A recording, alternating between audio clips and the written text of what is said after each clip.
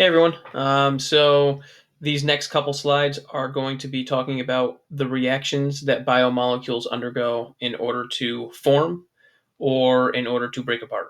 So in the last video, we discussed a little bit about polymerization and how you can take monomers and bind them together to make polymers, right? So that's how you make biomolecules.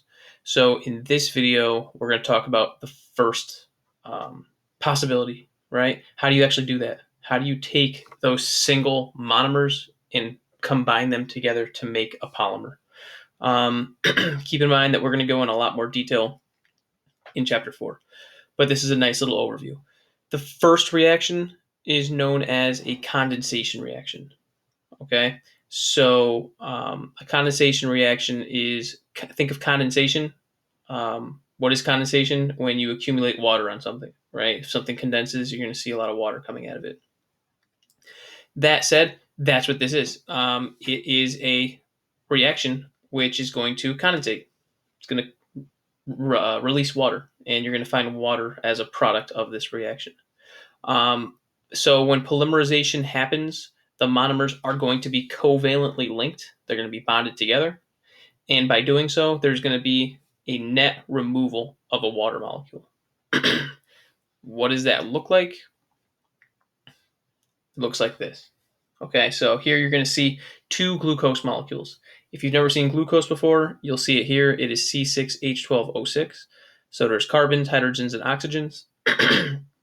And the bottom line is whenever you make a molecule, um, the goal is that it's stable, right? And if something is stable, that means that all of the valence electrons and all of the outer orbitals are satisfied, right? So everything is complete and they don't want to react, right? You don't really want to unless you have to.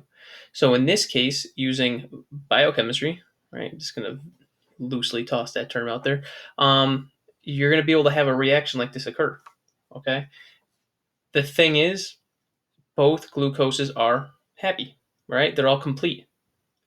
We need to make room. So in this reaction, what we're going to do is we're going to make room. We're going to get rid of a couple of components so that we can bond again. In this example, you can see right here, we have an OH here and an OH there. What we do, we remove an OH from one side. Doesn't matter which side, I'm just picking this side. And you're going to remove a hydrogen from the other side. By doing so, you're going to leave one oxygen in the middle so that both glucoses can combine to each other. And you can see that right here. See how they're linked now? The oxygen remains. But you're going to lose two hydrogens and an oxygen in the process. And if you combine those together, you make water, H2O. So in order to combine two monomers, it doesn't matter if it's glucose, a lipid, or a protein.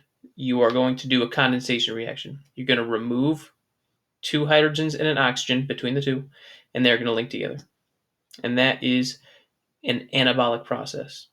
An anabolic process, anabolism, is when you add two things together.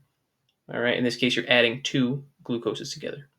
Next video, we'll talk about what if I want to take these two glucoses and split them apart. So let's check that out.